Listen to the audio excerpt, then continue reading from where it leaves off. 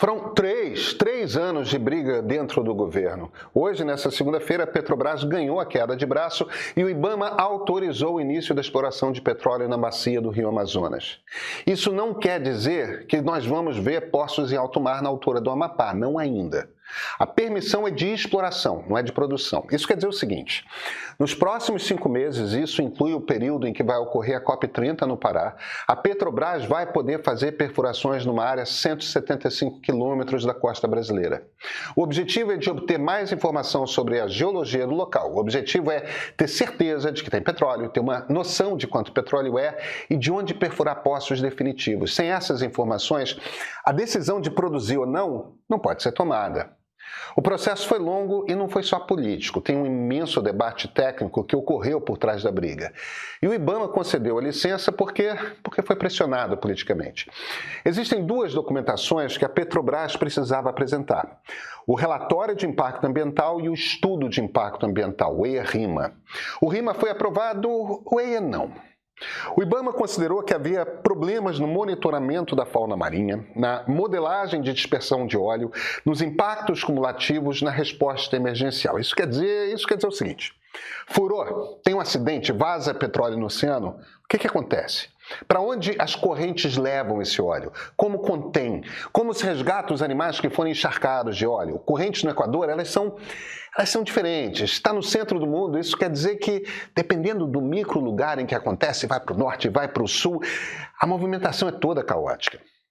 Foi esse tipo de coisa que levou o IBAMA a recusar o EIA-RIMA em 2023. Até o plano de comunicação para os grupos indígenas que vivem nas regiões que poderiam sofrer impacto no litoral foi rejeitado. Esse ano começou a mudar. Afinal, as comunicações entre a Petrobras e o IBAMA não pararam. Então a empresa mandou uma lista: criação de novos centros de reabilitação da fauna, reforço na estrutura de resposta a derrames. Em maio, o IBAMA considerou que, em teoria, estava aceitável. Agora, em setembro, foi aprovada uma operação simulada de resposta à emergência. Então aí está a licença para explorar. De acordo com a apuração da Suma Uma, que é uma revista digital que cobre o meio ambiente, a direção do IBAMA contrariou o parecer de 29 técnicos para liberar esse caminho. E não foi cobrada a avaliação ambiental de área sedimentar. É nesse ponto aí que mostra o tamanho da briga dentro do governo Lula, porque isso não tem nada a ver com a Petrobras. O Ministério do Meio Ambiente, por conta de uma portaria intraministerial, dizia que a AAAS era fundamental. Sem ela, não tinha licença.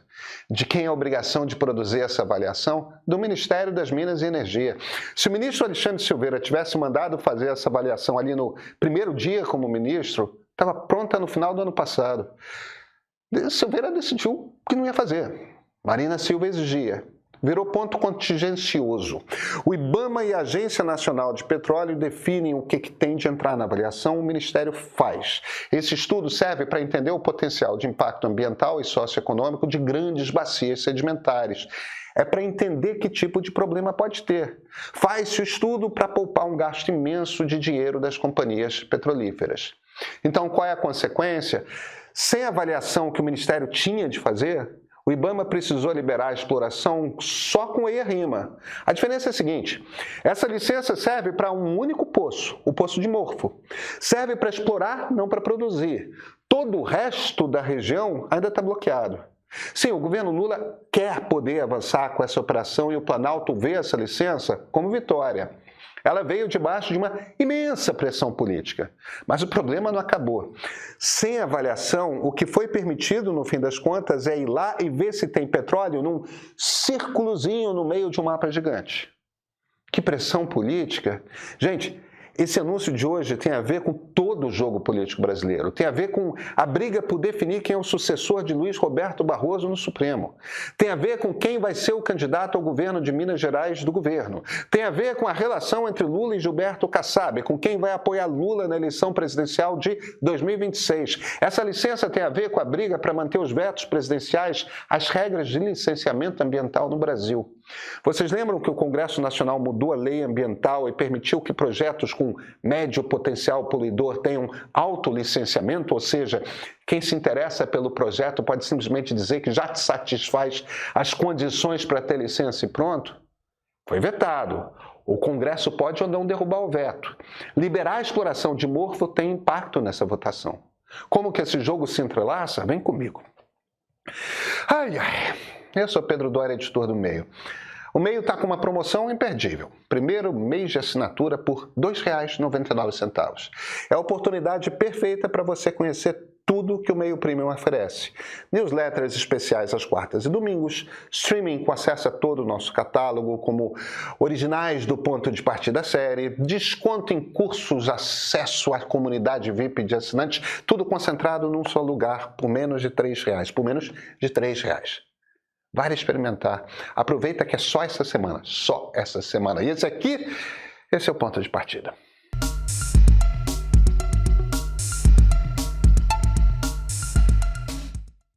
Vamos botar aqui o mapa na mesa? Bem, uma mesa virtual.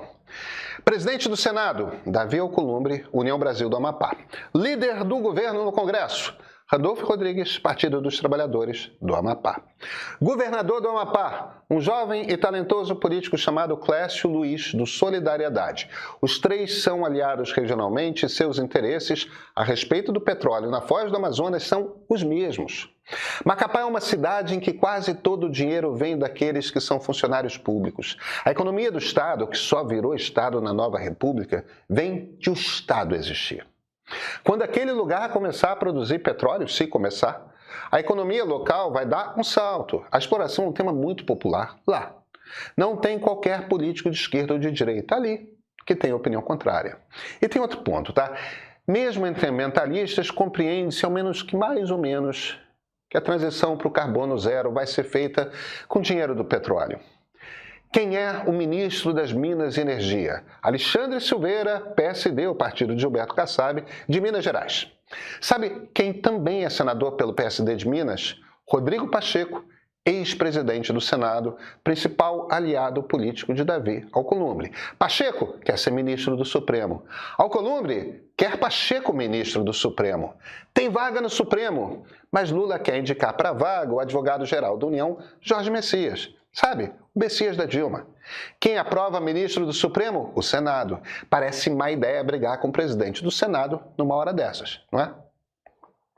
Lá em Minas está uma disputa ferrenha por quem vai ser o candidato ao governo do estado pelo flanco bolsonarista. Tem uns 3 brigando por essa coroa. Um deles, o vice-governador de Romeu Zema, Matheus Simões, está migrando para o PSD. É o partido de Silveira, o partido de Pacheco. Quer suceder Zema. Sabe quem mais quer essa cadeira como prêmio de consolação? Rodrigo Pacheco. Então, vamos lá, continuando no xadrez. Se Pacheco sai candidato ao governo de Minas com apoio de Lula, ele vai ter sozinho os eleitores de esquerda e os de centro, enquanto na direita vai rolar uma carnificina, um brigando com o outro. É um prêmio de consolação para Alcolumbre, mas sem mais nesse jogo. Afinal, Alcolumbre acaba de ganhar a possibilidade de dizer que conseguiu iniciar o projeto de exploração de petróleo. Outro que leva para sua campanha de reeleição essa mensagem é Randolfo Rodrigues. Isso quer dizer que o Palácio do Planalto vai ter um aliado em Alcolumbre na hora de avaliar os vetos contra a mudança na lei de licenciamento ambiental. Não esqueçam desse detalhe, o presidente do Senado é o presidente do Congresso. É ele quem define quando, em sessão conjunta, Câmara e Senado aprovam ou rejeitam esse veto. Ter controle sobre a agenda não define o resultado, mas é a melhor ajuda com a qual o Planalto pode contar. Entenderam o jogo?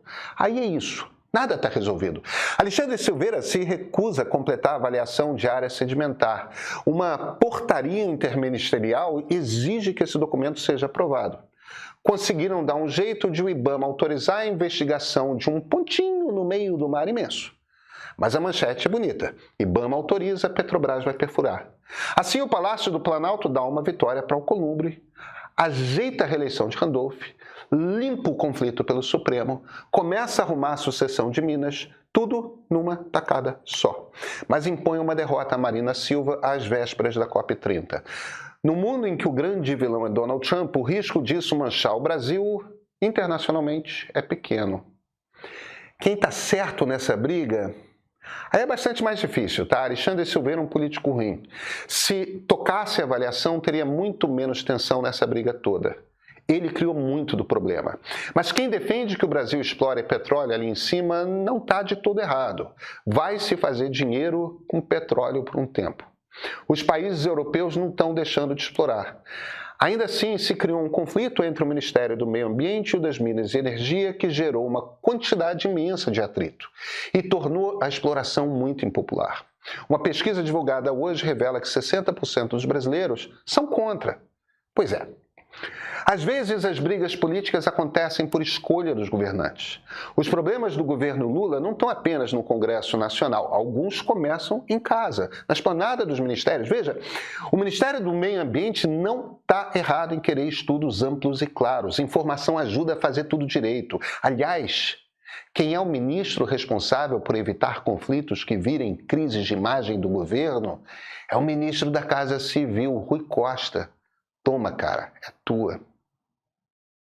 Essa semana está rolando uma oferta imperdível aqui no Meio. Por apenas R$ 2,99, isso mesmo, R$ 2,99 no primeiro mês, você experimenta tudo o que o Meio Premium oferece. É a oportunidade perfeita para conhecer nosso streaming, que tem um catálogo diferenciado. São produções originais como Ponto de Partida Série, com episódios sobre o conflito Israel-Palestina e a sociedade que o algoritmo criou. Tem também filmes como Democracia, Uma História Sem Fim, programas de entrevista com grandes nomes conversando de política, a espiritualidade e uma grade sempre atualizada. E não para aí. Quem assina recebe 2 newsletters especiais com diferentes perspectivas sobre os principais assuntos do Brasil e do mundo. Ganha desconto nos cursos e participa de uma comunidade que pensa, dialoga e troca sobre os mais diversos assuntos. Tudo isso por R$ 2,99. É menos que um café. A promoção é só essa semana. Aproveita agora.